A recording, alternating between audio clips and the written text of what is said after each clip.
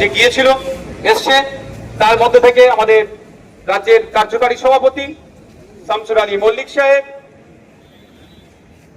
উত্তর চব্বিশ পরগনা জেলা সভাপতি তাপস ব্যানার্জি মহাশয় এবং রাজ্য নেতৃত্ব, রাজ্য অফিস সেক্রেটারি নাসিরউদ্দিন মীর সাহেব, রাজ্যের সাধারণ সম্পাদক বিশ্বজিৎ মাইতি সাহেব এবং ইন্ডিয়ান লেবার ফ্রন্টের রাজীব লস্কর সাহেব গিয়েছিলেন। কি আলোচনা হয়েছে সেটা আপনাদেরকে সংক্ষিপ্ত আকারে এবং কি কি দাবি আছে সেটা আমাদের রাজ্যের সাধারণ সম্পাদক বলবেন, বিশ্বজিৎ মাইতি মহাশয় বলবেন। আর মন্ত্রী মহাশয় কি রিয়াকশন দিলেন, কি আলোচনা হলো সেটা আমাদের শামসুর স্যার বলবেন। বলি আমাদের প্রোগ্রাম সমাপ্ত হবে। শেষে আমি 1 মিনিট কথা বলবো, অসুবিধা নেই তো ভাই? কারো ধৈর্য হারা হচ্ছে না তো ধৈর্য হারা? আমাদের লড়াই ভাই অনেক বাকি, একটু ধৈর্য হারা হলে হবে না।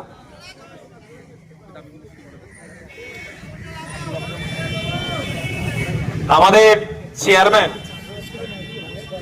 এতক্ষণ সেনাপতির ভূমিকা পালন করে চলেছেন এবং আমরা দীর্ঘ পথ অতিক্রম করে আপনারা আমাদেরকে সহযোগিতা করেছেন, প্রশাসনও আমাদের সঙ্গে যথেষ্ট সহযোগিতা করেছে। বিষয়টা আজকে আমাদের রাজ্যের যে পরিযায়ী শ্রমিক মাইগ্রেন্ট লেবার নিয়ে আজকে আমাদের দীর্ঘ আলোচনা, মাননীয় মন্ত্রী তিনি মন দিয়ে শুনেছেন এবং আমাদের সমস্যার কথা, রাজ্যের পরিযায়ী শ্রমিকদের সমস্যার কথা আমরা তার কাছে তুলে ধরেছি। বিস্তারিতভাবে আমার কার্যকরী সভাপতি বলবেন। শুধু এটুকু আপনাদেরকে বলবো, যা যা সমস্যার সম্মুখীন এবং যে সমস্ত পরিবারগুলো আক্রান্ত হয়েছে আমাদের রাজ্যে, যারা এখনো সরকারিভাবে বঞ্চিত হয়ে আছেন, তাদের দাবি দেওয়াও আজকে আমরা আমাদের যে তালিকা ছিল তার বাইরেও আমরা আলোচনা করেছি। অর্থাৎ সার্বিকভাবে কে কোন রাজনৈতিক দল করলো সেটা বড় কথা নয়, সে আইএসএফ না সে তৃণমূল না সে বিজেপি না সে কংগ্রেস না সিপিএম, সেটা আইএসএফ এর কাছে বড় কথা নয়। আমরা বলতে চাইছি যে মাইগ্রেন্ট লেবাররা শুধুমাত্র বাংলা ভাষায় কথা বলার জন্য রাজ্যের বাইরে গিয়ে হেনস্থা হচ্ছে। আমরা দৃঢ়তার সঙ্গে শ্রমমন্ত্রীকে বলেছি যে আপনি বিষয়টা অতি তাড়াতাড়ি আপনি বিষয়টা দেখুন। উনি টোল ফ্রি নাম্বার দিয়েছেন, সঙ্গে সঙ্গে আমরা তাকে বলেছি যে এটা 12 ঘন্টা করলে হবে না, এটা 24 ঘন্টা টোল ফ্রি নাম্বারটা চালু রাখতে হবে। উনি মন দিয়ে আমাদের কথা শুনেছেন। তো শুধু এটুকু বলবো আপনাদের কাছে যে আমরা যে পরিযায়ী শ্রমিকদের আজকে দাবি দাবা নিয়ে আজকে আমরা এখানে মিছিলে এসেছি, ডেপুটেশন দিয়েছি, আপনাদের কাছে অনুরোধ, আপনারাও আপনাদের মতো করে এলাকায় গিয়ে তালিকা তৈরি করুন। যারা পরিযায়ী শ্রমিক হিসাবে গেছেন, একটা পরিসংখ্যান মাননীয় মন্ত্রী দিয়েছেন, আমরা বলতে চাইছি যে পরিসংখ্যান আরো বেশি হবে। তাই আপনাদেরও দায়িত্ব আছে, আপনারাও এলাকায় গিয়ে আপনাদের মতো করে পরিযায়ী শ্রমিকের তালিকা আপনারা তৈরি করেন, আমার পার্টির কাছে জমা করতে হবে। যাই হোক, আজকে বিস্তারিতভাবে যে আলোচনা হয়েছে তার পুঙ্খানুপুঙ্খ আমার দলের কার্যকরী সভাপতি শামসুর আলী মল্লিক তিনি বিস্তারিতভাবে বলবেন।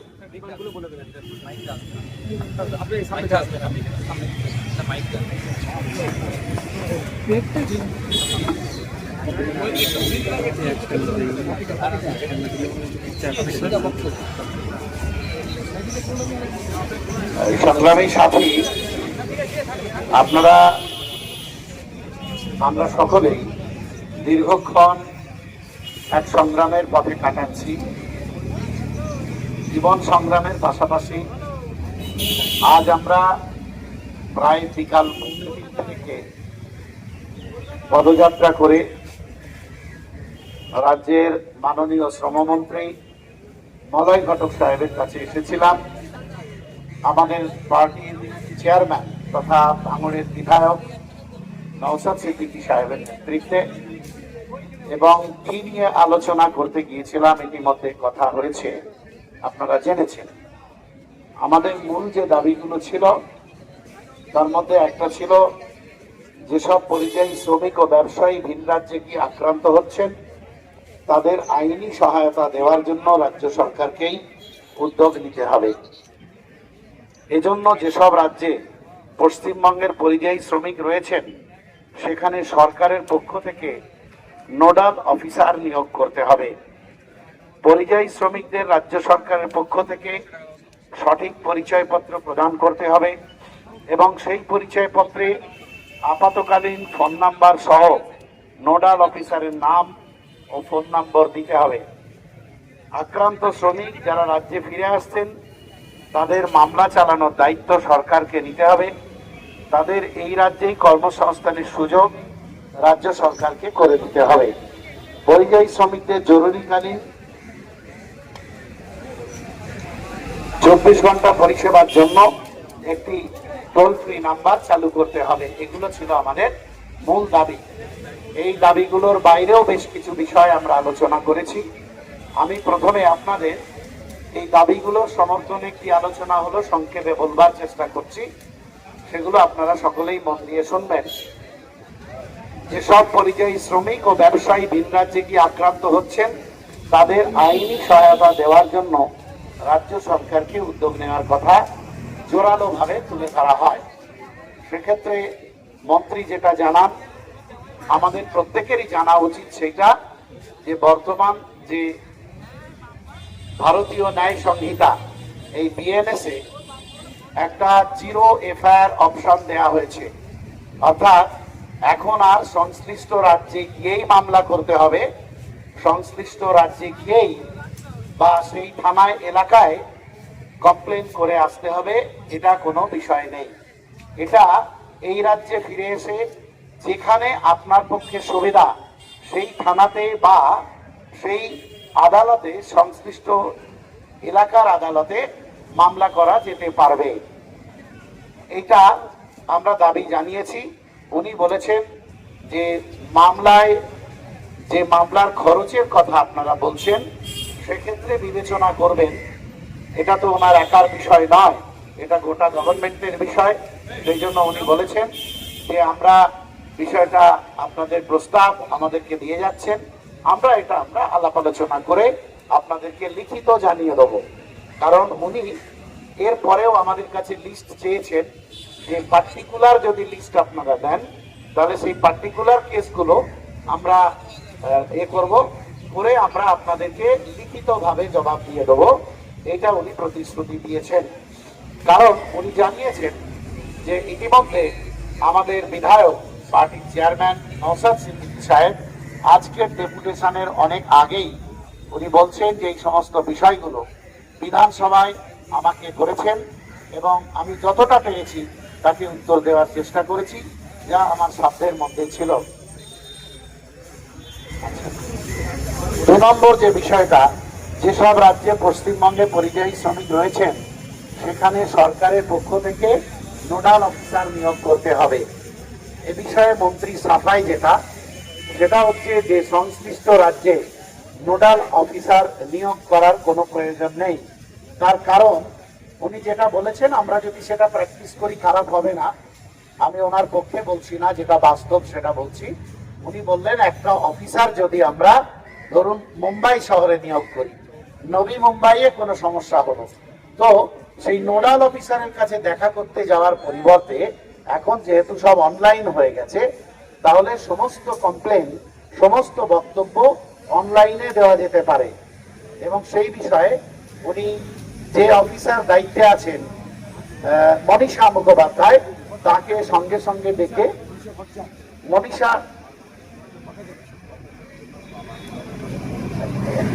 মনীষা মুখোপাধ্যায় তার সঙ্গে কথা বলিয়ে দিয়েছেন এবং তিনি আমাদের সঙ্গে কথা বলেছেন, আন্তরিকতাও দেখিয়েছেন যে আপনাদের যে কোনো সমস্যা, আমাদের তাপসবাবুর এলাকার মানুষ, অশোকনগরের মহিলা, উনি অশোকনগরে বাড়ি অফিসারের, তো তাপসদার সঙ্গে স্পেশাল ফোনাফোনি করছেন, ফোন নাম্বার নিয়েছেন এবং উনি বলেছেন যে পার্টিকুলার যদি কোনো কেস দেন তাহলে আমি সঙ্গে সঙ্গে সেই বিষয়টা করব। আর যদি আপনাদের অনলাইনে সমস্যা হয় সেক্ষেত্রে আমার সঙ্গে যোগাযোগ করে নেবেন।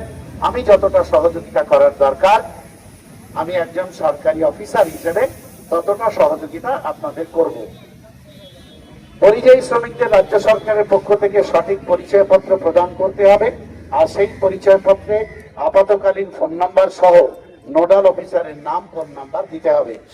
এই দাবিটা যে আমাদের ছিল, এক্ষেত্রে ওনারা একটা মানে টোল ফ্রি নাম্বার আমাদেরকে দিয়েছেন সারা রাজ্যের অধিবাসীর জন্য, শুধু আইএসএফ এর জন্য নয়, আমার আপনার সবার জন্য। বিশ্বজিৎ দা বলছিলেন শ্রমিক সেটা বিজেপির সমর্থক না সিপিএম এর সমর্থক না কংগ্রেস না তৃণমূলের সমর্থক, সেটা তো বিষয় নয়, পরিযায়ী শ্রমিক। সেই টোল ফ্রি নাম্বারে আমরা সবসময়, আর আমাদের জেলা এবং যারা বিভিন্ন বিধানসভার দায়িত্ব আছেন আপনাদেরকে আমরা কথা দিচ্ছি যে এই টোল ফ্রি নাম্বার এবং পদ্ধতি কিভাবে করতে হবে, এ সমস্ত আমাদের জেলা নেতৃত্বরা যারা বিধানসভা বা ব্লকের দায়িত্ব আছে তাদেরকে, হ্যাঁ ওটা আমরা তাদেরকে প্রশিক্ষণ দিয়ে দেবো। মন্ত্রীর কাছে আমাদের বিশেষ দাবি যেটা ছিল, ওনারা বলেছেন যে ওটা 12 ঘন্টার চালু আছে, 12 ঘন্টাও নয়, সকাল 10টা থেকে সন্ধ্যা 6টা পর্যন্ত। এক্ষেত্রে আমাদের বক্তব্য হচ্ছে যে এই টোল ফ্রি নাম্বার 24 ঘন্টা চালু রাখতে হবে। মন্ত্রী কিন্তু এটা মন্ত্রী মশাই সঙ্গে সঙ্গে অ্যাকসেপ্ট করেছেন এবং উনি বলেছেন টোল ফ্রি নাম্বারটা 24 ঘন্টা চালুর ব্যাপারে আমি এক্ষুনি কথা দিতে পারছি না, কিন্তু আলাদা একটা মোবাইল নাম্বার দিয়েছেন, এটা আমাদেরকে দিয়েছেন যে আপনারা পরিযায়ী শ্রমিক যারা থাকেন বিভিন্ন জায়গায় কাজ করেন, যতক্ষণ না টোল ফ্রি নাম্বার 24 ঘন্টা চালু করা যাচ্ছে ততক্ষণ একটা মোবাইল নাম্বার 24 ঘন্টার জন্য উনি উল্লেখ করেছেন, দিয়েছেন, সেটাতে আমরা সবসময় কমপ্লেন দিতে পারবো। আক্রান্ত শ্রমিক যারা রাজ্যে ফিরে আসতেন তাদের মামলা চালানোর কথা আমরা বলেছি, সেটা তো আগেই আপনাদের বললাম। কর্মসংস্থানের ব্যবস্থার কথা বলা হয়েছে, তারা কাজ করবে কোথায়, তারা যাবে কোথায়, এ বিষয়ে আমরা স্পষ্ট অর্থহীন ভাষায় ওনাকে জানিয়ে এসেছি যে দেখুন আমরা যে জানতে পাচ্ছি যে 1.5 কোটি অন্য রাজ্যের শ্রমিক এখানে আছেন। আমরা বলেছি যুক্তরাষ্ট্রীয় কাঠামোর দেশ, আমরা কাউকে তাড়ানোর কথা বলতে পারবো না, এটা পসিবল নয়। আমার রাজ্যের শ্রমিক অন্য রাজ্যে থাকবে, অন্য রাজ্যের মজুর এখানে কাজ করবেন। আসলে পরিযায়ী শ্রমিক মানে তো তারা সেই রাজ্যের অর্থনীতির চাকা ঘোরায়, কিন্তু আমার রাজ্যের শ্রমিক যেহেতু বাইরে আছে সেটা আমার রাজ্যের মুখ্যমন্ত্রীর দায়িত্ব বা দপ্তরেরও দায়িত্ব। আমরা স্পেসিফিক্যালি উড়িষ্যার কথা বলেছি, রাজস্থানের কথা বলেছি এবং অন্যান্য কয়েকটা রাজ্যের কথা বলেছি। উড়িষ্যাতে যেভাবে 100 শ্রমিককে আটকে রাখা হয়েছে, সরকার আটকে রেখেছে, তাদেরকে বাংলাদেশি ছাপ মারার চেষ্টা চালাচ্ছে, এ বিষয়ে উনি আমাদের যেটা জানালেন যে ইতিমধ্যে চিফ মিনিস্টার আমাদের চিফ সেক্রেটারি, এই রাজ্যের যিনি চিফ সেক্রেটারি মুখ্য সচিব, তিনি উড়িষ্যা রাজ্যের মুখ্যমন্ত্রী এবং মুখ্য সচিবের সঙ্গে কথাবার্তা বলছেন, যত দ্রুত সম্ভব বিষয়টা সমাধান করবেন এবং ওই আটকে থাকা শ্রমিকদের কেউ যদি আলোচনার ভিত্তিতে, যেটা উনি জানালেন যে কেউ যদি ফিরে আসতে চায়, অর্থনৈতিকভাবে সমস্যা তৈরি হয়, তারা ফিরতে পারছে না, এক্ষেত্রে উনি বলেছেন যে আপনারা আমাদের লিস্ট দেবেন, আমরা তাদের ফিরে আসার জন্য অন্তত 3,000 টাকা করে তাদেরকে আমরা আপাত সাহায্য দেব। 3,000 টাকা করে তারা সাহায্য পেলে বাড়িতে তারা চলে আসতে পারবে। তারপরে পরিযায়ী শ্রমিক কল্যাণ বোর্ড ইত্যাদি আছে, তাদের সঙ্গে কথাবার্তা বলে তাদের কি ব্যবস্থা করা যায় সেটাও উল্লেখ করেছেন। সেই সঙ্গে আমরা আরো দুটো বিষয় আলোচনার মধ্যে তুলেছিলাম। একটা হচ্ছে আমাদের মুর্শিদাবাদের মালদার আফরাজুলের ঘটনা গোটা ভারতবর্ষকে স্তম্ভিত করে দিয়েছিল, আপনাদের মনে আছে। আমাদের অফিস সেক্রেটারি সেটা খুব দ্ব্যর্থহীন ভাষায় জানিয়েছেন যে আফরাজুলের কন্যাকে যে 6,000 টাকা মাইনের কাজ দেওয়া হয়েছে সেটাকে তো কোনো জব বলা যায় না, তাই না? 6,000 টাকা মাইনেতে সে কি করে, আবার বলছে সরকারি চাকরি। এ ব্যাপারে শ্রমমন্ত্রীকে আমরা বিশেষভাবে দায়িত্ব দিয়েছি যে আপনি বিষয়টা দেখুন এবং আপনি দপ্তরের প্রধান হিসাবে আপনি দায়িত্ব নিন এবং যাতে আফরাজুলের কন্যার ওই কাজটা যাতে পার্মানেন্ট সরকারি চাকরিতে উন্নীত হয় এবং আফরাজুলের আরেকটা কন্যা আছে তার যাতে কোনো কাজের ব্যবস্থা করা যায়, সেটা আপনি ব্যক্তিগতভাবে উদ্যোগ নিন। সেক্ষেত্রে উনি কথা দিয়েছেন যে আমি চেষ্টা করব, এই বিষয়টা এমন বড় বিষয় নয়, একটা শ্রমিক পরিবারের সন্তানকে চাকরির কাজ তো আমরা দিয়েছি, তাকে যদি উন্নীত করা যায় সরকারি স্তরে, সেটা আমি সংশ্লিষ্ট দপ্তরের সঙ্গে কথাবার্তা বলবো।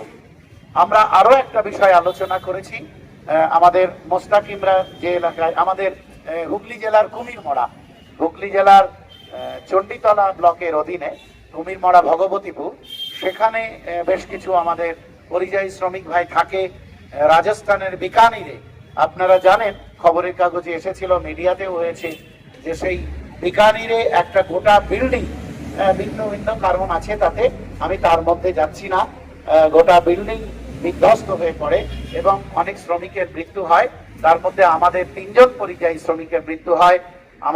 আমাদের পার্টির এক ঘনিষ্ঠ কর্মী রয়েছে, তার মৃত্যু ঘটে এবং সেক্ষেত্রে তার পরিবারটা অসহায় অবস্থায় আছে। উনি সেক্ষেত্রে এবং তার স্ত্রীও এখানে এসেছেন, তো সেটা উনি বলেছেন যে ঠিক আছে, যদি হচ্ছে নিয়ে আসার জন্য, লাশ বডি নিয়ে আসার জন্য যে সহযোগিতা করা হয় পশ্চিমবঙ্গ সরকারের পক্ষ থেকে, সেটা হচ্ছে 25,000 টাকা দেওয়া হয়। উনি বলেছেন দেরি হয়ে গেলেও, বডি চলে এলেও, উনি মনীষাদিকে বলেছেন যে একটু বিষয়টা দেখবেন যাতে ওই 25,000 টাকা আমাদের ওই মহিলা পেতে পারেন, সেটা উনি ব্যবস্থা করতে বলেছেন ওনার দপ্তরের অফিসারকে। এবং হচ্ছে অন্য রাজ্যে কাজ করতে গিয়ে দুর্ঘটনাগ্রস্ত হলে, মারা গেলে যে সুযোগ সুবিধা আছে সেগুলো যাতে পায়, এই প্রস্তাবটা আপনাদের জেনে রাখা দরকার। আমি বলছি যে 2 লাখ টাকা ক্ষতিপূরণের ব্যবস্থা বলেছে, ওটা তো কোনো ক্ষতিপূরণ হয় না, আপাত সহযোগিতা, সেটা যাতে ওই আমাদের কুমিরমারার ওই যে আমাদের সাথী কমরেড বন্ধু মারা গেছেন, তো সে যাতে পায় সেই ব্যবস্থা উনি বলেছেন করবেন। আর এটা আপনাদের জ্ঞাতার্থে জানায়, আপনাদের জেনে রাখা উচিত যে এটা আগে ছিল না। এই প্রস্তাব, এই যেটা আজকে মন্ত্রী বললেন 2 লাখ টাকা, 25,000 বা ইত্যাদি, এটা আপনাদের জেনে রাখা দরকার, আমাদের গর্ব করা দরকার। আমাদের পার্টির চেয়ারম্যান, আমাদের বিধায়ক, ভাঙড়ের বিধায়ক এই প্রপোজালটা রাজ্য সরকারের কাছে দিয়েছিল এবং বিধানসভার মধ্যে, এবং রাজ্য সরকারকেও ধন্যবাদ জানাবো। আমরা নিশ্চয়ই আমাদের পার্টির চেয়ারম্যান এই প্রস্তাব দেওয়ার পরে রাজ্য সরকার বাধ্য হয়েছেন সেটা মানতে, কারণ জনগণের দাবি, তাকে তো মানতে হবে। সেই জন্য আমরা আরো একবার আমাদের পার্টির চেয়ারম্যানকে করতালি দিয়ে সংগ্রামী অভিনন্দন জানাবো। এভাবে আপনি লড়াই চালিয়ে যান, আপনার সঙ্গে বাংলার সমস্ত মানুষ আপনার সঙ্গ দেবে। আগামী দিন আমরা ঐক্যবদ্ধভাবে পরাস্ত করতে পারবো। আজকে যারা আমাদের সঙ্গে এই অন্যায়টা করছে তাদের বিরুদ্ধে আমরা ঐক্যবদ্ধভাবে লড়াই করব, এই প্রত্যয় নিয়ে আমরা মন্ত্রীর কাছ থেকে বেরিয়ে এসেছি। এবং আমি সবশেষে ভাইজানকে বলবো যে আপনার মুখের কথা না শুনে কেউ যেতে চায় না, সুতরাং যাওয়ার আগে শেষ 2টো কথা আপনি অন্তত বলুন, যেটা নিয়ে, যেই শপথ নিয়ে মানুষ বাড়ি ফিরে যাবে। লড়াই করে বার করতে পেরেছি, 2 লাখ টাকাটা নয়, টাকার পরিমাণও বাড়ানো দরকার, রাজ্যে কর্মসংস্থান করা দরকার, সাথে সাথে ভিন্ন রাজ্যে যারা কাজে গিয়েছে তাদের সুরক্ষার জন্য লড়াই করতে হবে। সংগঠন আমাদের আরো বেশি শক্তিশালী করতে হবে। আমি বেশি কথা বলবো না, আপনারা বাড়ি যাবেন, তার আগে এখানে একটা স্লোগানিং হবে, হওয়ার পরে অনুরোধ করব আমার প্রশাসনের বন্ধুরা যেভাবে আমাদের সহযোগিতা করেছে তাদেরকে আমি ধন্যবাদ জানাই। আমাদেরকেও ধন্যবাদ না জানিয়ে প্রশাসনের বন্ধুরা থাকতে পারবে না।